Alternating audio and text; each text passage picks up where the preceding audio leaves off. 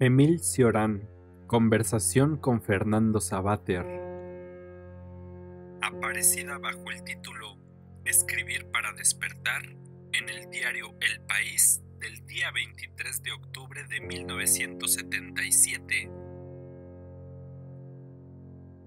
Si les comprendo bien, me preguntan ustedes por qué no he elegido rotundamente el silencio en lugar de merodear en torno a él, y me reprochan explayarme en lamentos en lugar de callarme. Para empezar, no todo el mundo tiene la suerte de morir joven. Mi primer libro lo escribí en rumano a los 21 años, prometiéndome no volver a escribir nada más. Luego escribí otro, seguido de la misma promesa. La comedia se ha repetido durante más de 40 años. ¿Por qué? Porque escribir, por poco que sea, me ha ayudado a pasar los años, pues las obsesiones expresadas quedan debilitadas y superadas a medias. Estoy seguro de que si no hubiese emborronado papel, me hubiera matado hace mucho. Escribir es un alivio extraordinario, y publicar también. Esto les parecerá ridículo, y sin embargo, es muy cierto, pues un libro es vuestra vida, o una parte de ella que se os hace exterior. Se desprende uno de todo lo que ama y sobre todo de todo lo que detesta en uno mismo. Iré más lejos. Si no hubiese escrito, hubiera podido convertirme en un asesino. La expresión es una liberación. Les aconsejo que hagan el ejercicio siguiente. Cuando odien a alguien y sientan ganas de liquidarle, cojan un trozo de papel y escriban que fulano es un puerco, un bandido, un crápula, un monstruo. Enseguida advertirán que ya le odian menos. Es precisamente lo mismo que yo he hecho respecto a mí mismo. He escrito para injuriar a la vida y para injuriarme. Resultado, me he soportado mejor y he soportado mejor la vida. Cioran, ¿qué podría usted añadir a esto? Realmente no podría añadir nada más, o quizá decir cualquier cosa. En realidad es una cuestión de vitalidad. Para que entienda esto, debo hablarle de mi origen. Hay mucho de campesino en mí. Mi padre era un cura ortodoxo rural y yo nací entre montañas, en los Cárpatos, en un ambiente muy primitivo. Era un pueblo realmente bárbaro, en el que los campesinos trabajaban tremendamente toda la semana para luego gastarse la paga en una noche, emborrachándose como cubas. Yo era un chico bastante robusto. Todo lo que tengo ahora de achacoso lo tenía entonces de fuerte. Le interesará a usted saber que mi mayor ambición por entonces era ser el primero jugando a los bolos. A los 12 o 13 años jugaba con los campesinos, por dinero o por cerveza. Me pasaba el domingo jugando contra ellos y frecuentemente lograba ganarles, aunque ellos fuesen más fuertes que yo, porque como no tenía otra cosa que hacer, me pasaba la semana practicando. Rumania. ¿Fue la suya una infancia feliz? Esto es muy importante. No conozco caso de una infancia tan feliz como la mía. Vivía junto a los Cárpatos, jugando libremente en el campo y en la montaña, sin obligaciones ni deberes. Fue una infancia inauditamente feliz. Después, hablando con la gente, nunca he encontrado nada equivalente. Yo no quería salir nunca de aquel pueblo. No olvidaré jamás el día en que mis padres me hicieron coger un coche para llevarme al liceo en la ciudad. Fue el final de mi sueño, la ruina de mi mundo. ¿Qué recuerda usted ante todo de Rumania? Lo que ante todo me gustó de Rumania fue su faceta extremadamente primitiva. Había naturalmente gente civilizada, pero lo que yo prefería eran los iletrados, los analfabetos. Hasta los 20 años nada me gustaba tanto como irme de Cibio a las montañas y hablar con los pastores, con los campesinos completamente iletrados. Pasaba el tiempo charlando y bebiendo con ellos. Creo que un español puede entender esta faceta primitiva, muy primitiva. Hablábamos de cualquier cosa y yo lograba un contacto casi inmediato con ellos. ¿Qué recuerdos guarda de la situación histórica de su país durante su juventud? Bueno, Europa Oriental era entonces el Imperio Austrohúngaro. Sibiu estaba enclavada en Transilvania, pertenecía al imperio, nuestra capital soñada era Viena. Siempre me sentí de algún modo vinculado al imperio, en el que sin embargo los rumanos éramos esclavos. Durante la guerra del 14, mis padres fueron deportados por los húngaros. Me siento muy afín psicológicamente a los húngaros, a sus gustos y costumbres. La música húngara, gitana, me emociona muy profundamente. Soy una mezcla de húngaro y rumano. Es curioso, el pueblo rumano es el pueblo más fatalista del mundo. Cuando yo era joven, eso me indignaba, el manejo de conceptos metafísicos dudosos, como destino, fatalidad, para explicar el mundo. Pues bien, cuanto más avanzo en edad, más cerca voy sintiéndome de mis orígenes. Ahora debería sentirme europeo, occidental, pero no es así en absoluto. Tras una existencia en que he conocido bastantes países y leído muchos libros, he llegado a la conclusión de que era el campesino rumano quien tenía razón. Ese campesino que no cree nada, que piensa que el hombre está perdido, que no hay nada que hacer, que se siente aplastado por la historia. Esa ideología de víctima es también mi concepción actual, mi filosofía de la historia. Realmente, toda mi formación intelectual no me ha servido de nada. Un libro es una herida. Usted ha escrito, un libro debe hurgar en las heridas, provocarlas incluso. Un libro debe ser un peligro. ¿En qué sentido son peligrosos sus libros? Bueno, mire usted, me han dicho muchas veces que lo que yo escribo en mis libros no debe decirse. Cuando saqué el Précis, el crítico de Le Monde me mandó una carta de reconvención. Usted no se da cuenta, ese libro podría caer en manos de jóvenes. Eso es absurdo. ¿Para qué van a servir los libros? ¿Para aprender?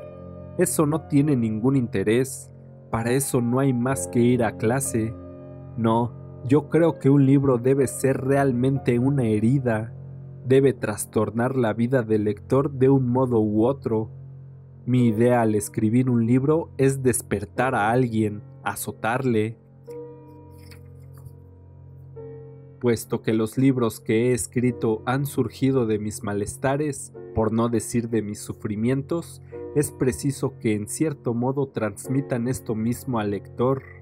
No me gustan los libros que se leen como quien lee el periódico.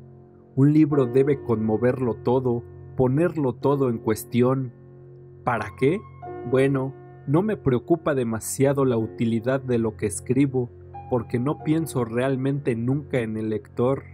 Escribo para mí, para librarme de mis obsesiones, de mis tensiones, nada más. Una señora escribía hace poco sobre mí en Le Quotidien de París. Cioran escribe las cosas que cada uno se repite en voz baja. No escribo proponiéndome fabricar un libro para que alguien lo lea. No, escribo para aliviarme. Ahora bien, después, meditando sobre la función de mis libros, es cuando pienso que debiera ser algo así como una herida. Un libro que deja a su lector igual que antes de leerlo es un libro fallido.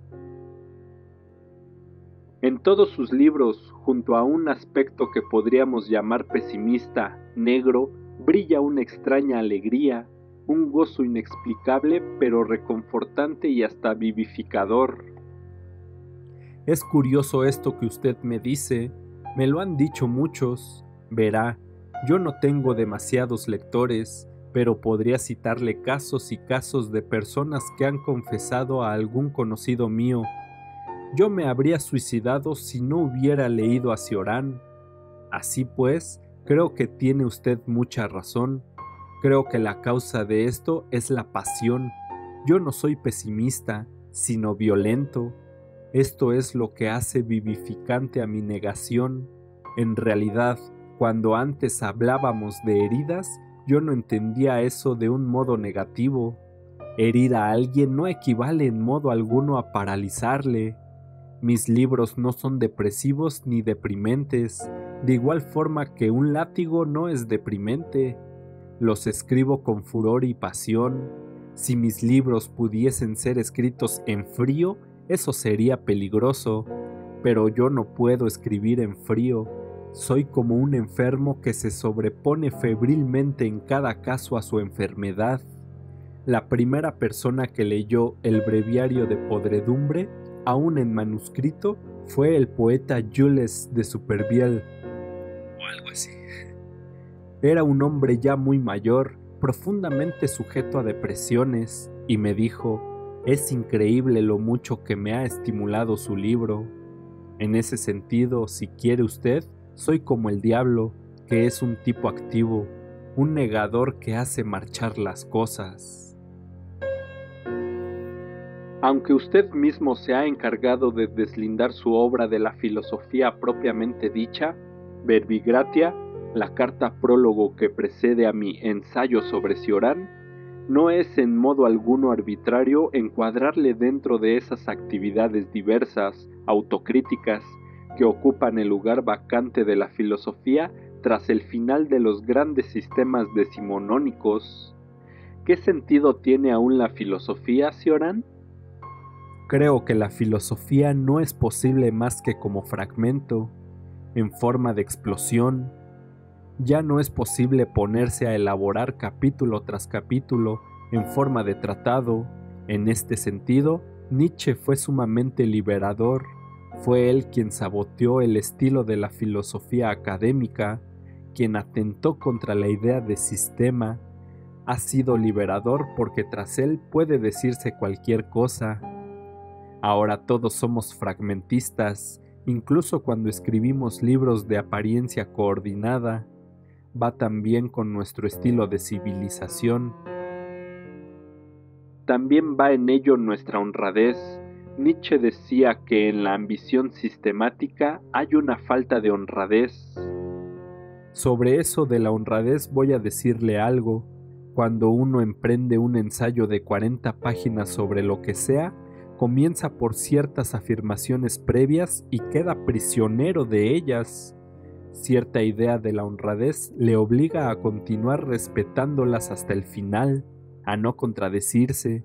Sin embargo, según va avanzando el texto, le van ofreciendo otras tentaciones que hay que rechazar porque apartan del camino trazado. Uno está encerrado en un círculo trazado por uno mismo. De este modo, uno se hace honorable y cae en la falsedad y en la falta de veracidad. Si esto pasa en un ensayo de 40 páginas, ¿qué no ocurrirá en un sistema? Este es el drama de todo pensamiento estructurado, el no permitir la contradicción. Así se cae en lo falso, se miente para resguardar la coherencia. En cambio, si uno hace fragmentos, en el curso de un mismo día puede uno decir una cosa y la contraria. ¿Por qué? Porque surge cada fragmento de una experiencia diferente, y esas experiencias sí que son verdaderas, son lo más importante. Se dirá que esto es irresponsable, pero si lo será en el mismo sentido en que la vida es irresponsable. Un pensamiento fragmentario refleja todos los aspectos de vuestra experiencia. Un pensamiento sistemático refleja solo un aspecto, el aspecto controlado, luego empobrecido. En Nietzsche, en Dostoyevsky, hablan todos los tipos de humanidad posibles, todas las experiencias. En el sistema solo habla el controlador, el jefe. El sistema es siempre la voz del jefe. Por eso, todo sistema es totalitario, mientras que el pensamiento fragmentario permanece libre. ¿Cuál fue su formación filosófica? ¿Qué filósofos le han interesado más? Bueno, en mi juventud leí mucho a León Chestov, que era muy conocido entonces en Rumania, pero quien más me interesó, a quien más amé, esa es la palabra, fue a George Simmel. Ya sé que Simmel es bastante conocido en España, gracias al interés de Ortega por él, mientras que es completamente ignorado en Francia. Simmel era un escritor maravilloso, un magnífico filósofo ensayista. Fue amigo íntimo de Lukács y Bloch, en los que influyó y que luego renegaron de él, lo que me parece absolutamente deshonesto. Hoy Simmel está completamente olvidado en Alemania, silenciado incluso, pero en su época tuvo la admiración de figuras como Thomas Mann o Rilke. Simmel también fue un pensador fragmentario. Lo mejor de su obra son fragmentos. También influyeron mucho en mí los pensadores alemanes de la llamada filosofía de la vida, como Dilthey, etc. Por supuesto, también leí mucho a Kierkegaard entonces, cuando aún no era moda.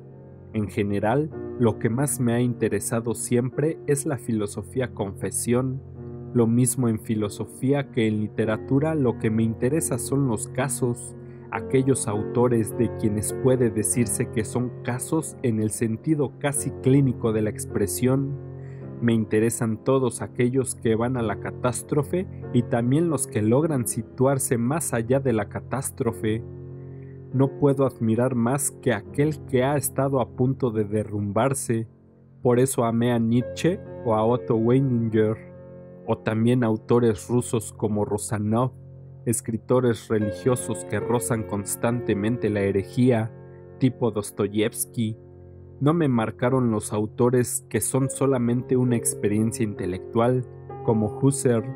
De Heidegger me interesó su vertiente kierkegaardiana, no la husserliana, pero ante todo busco el caso. En pensamiento o en literatura tengo interés ante todo por lo frágil, lo precario, lo que se derrumba y también por lo que resiste la tentación de derrumbarse, pero deja constancia de la amenaza. ¿Qué opina usted de la nueva filosofía francesa, brote polémico del día? Bueno, no puedo decir que los conozca a fondo, pero en general creo que se trata de gente que comienza a despertar de su sueño dogmático. Usted ha escrito uno de sus mejores libros sobre el tema de la utopía. Recuerdo muy bien el comienzo de mi interés durante una conversación en un café de París con María Zambrano allá por los años 50. Entonces decidí escribir algo sobre la utopía. Me puse a leer directamente a los utopistas, Moro, Fourier, Cabet, Campanella, al principio con exaltación fascinada, luego con cansancio, finalmente con mortal aburrimiento. Es increíble la fascinación que ejercieron los utopistas sobre grandes espíritus. Dostoyevsky, por ejemplo, leía a Cabet con admiración. Cabet, que era un perfecto imbécil, un Fourier. Todos creían que el milenio estaba por llegar, un par de años, una década a lo sumo. También era deprimente su optimismo, la pintura excesivamente rosa, esas mujeres de Fourier cantando mientras trabajaban en los talleres. Este optimismo utópico es frecuentemente despiadado. Recuerdo, por ejemplo, un encuentro que tuve con Teilhard de Chardin. El hombre peroraba entusiásticamente sobre la evolución del cosmos hacia Cristo, el punto omega, etc. Y entonces le pregunté qué pensaba del dolor humano, el dolor y el sufrimiento. Me dijo, son un simple accidente de la evolución. Me fui indignado negándome a discutir con aquel débil mental. Creo que la utopía y los utopistas han tenido un aspecto positivo en el siglo XIX, el de llamar la atención sobre la desigualdad de la sociedad y urgir a remediarla. No olvidemos que el socialismo es a fin de cuentas hijo de los utopistas, pero se basa en una idea errónea, la de la perfectibilidad indefinida del hombre. Creo más acertada la teoría del pecado original, aunque privándola de sus connotaciones religiosas, puramente como antropología. Ha habido una caída irremediable, una pérdida que nada puede colmar. En realidad, creo que lo que me ha alejado finalmente de la tentación utopista es mi gusto por la historia, pues la historia es el antídoto de la utopía. Pero, aunque la práctica de la historia sea esencialmente antiutópica, es cierto que la utopía hace marchar la historia, la estimula. No actuamos más que bajo la fascinación de lo imposible, lo que equivale a decir que una sociedad incapaz de dar a luz una utopía y de entregarse a ella está amenazada por la esclerosis y la ruina. La utopía, la construcción de sistemas sociales perfectos, es una debilidad muy francesa. Lo que al francés le falta de imaginación metafísica, le sobra de imaginación política. Fabrica impecables sistemas sociales, pero sin tener en cuenta la realidad. Es un vicio nacional. Mayo del 68, por ejemplo, fue una producción constante de sistemas de todo tipo, más ingeniosos e irrealizables unos que otros. El poder es el mal. La utopía es, por así decirlo, el problema de un poder inmanente y no trascendente a la sociedad. ¿Qué es el poder, Cioran? Creo que el poder es malo, muy malo. Soy resignado y fatalista frente al hecho de su existencia, pero creo que es una calamidad. Mire usted, he conocido a gente que ha llegado a tener poder y es algo terrible, algo tan malo como un escritor que llega a hacerse célebre. Es lo mismo que llevar un uniforme. Cuando se lleva uniforme ya no se es el mismo. Bien, pues alcanzar el poder es llevar un uniforme invisible de forma permanente. Me pregunto, ¿por qué un hombre normal o aparentemente normal acepta el poder, vivir preocupado de la mañana a la noche, etcétera? Sin duda, porque dominar es un placer, un vicio. Por eso, no hay prácticamente ningún caso de dictador o jefe absoluto que abandone el poder de buen grado. El caso de Sila es el único que recuerdo. El poder es diabólico. El diablo no fue más que un ángel con ambición de poder. Luego ni un ángel puede disponer de poder impunemente. Desear el poder es la gran maldición de la humanidad. Volviendo a la utopía, el ansia de utopía es una ansia religiosa, un deseo de absoluto. La utopía es la gran fragilidad de la historia, pero también su gran fuerza. En cierto sentido, la utopía es lo que rescata la historia. Ahí tiene usted la campaña electoral en Francia, por ejemplo. Si no fuera por su componente utópico, sería una querella entre tenderos. Mire usted, yo no podría ser político porque creo en la catástrofe. Por mi parte, estoy seguro de que la historia no es el camino del paraíso. Bueno, si soy un verdadero escéptico, no puedo estar seguro ni de la catástrofe. Digamos que estoy casi seguro. Por eso me siento desapegado de cualquier país, de cualquier grupo.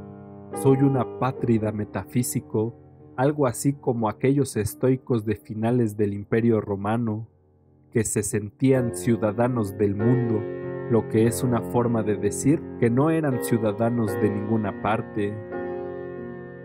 Usted no solo ha desertado de su patria, sino también, lo que es aún más importante, de su lengua. Ese es el mayor acontecimiento que puede ocurrirle a un escritor, el más dramático. Las catástrofes históricas no son nada al lado de esto. Yo escribí en rumano hasta el año 47. Ese año yo me encontraba en una casita cerca de Dieppe y traducía a Mallarmé al rumano. De pronto me dije, ¡qué absurdo! ¿Para qué traducir a Mallarmé a una lengua que nadie conoce? Y entonces renuncié a mi lengua. Me puse a escribir en francés y fue muy difícil, porque por temperamento la lengua francesa no me conviene. Me hace falta una lengua salvaje, una lengua de borracho. El francés fue como una camisa de fuerza para mí. Escribir en otra lengua es una experiencia asombrosa. Se reflexiona sobre las palabras, sobre la escritura. Cuando escribía en rumano, yo no me daba cuenta de qué escribía, simplemente escribía. Las palabras no eran entonces independientes de mí. En cuanto me puse a escribir en francés, todas las palabras se hicieron conscientes, las tenía delante, fuera de mí, en sus celdillas y las iba cogiendo. Ahora tú y ahora tú. Es una experiencia parecida a otra que tuve cuando llegué a París.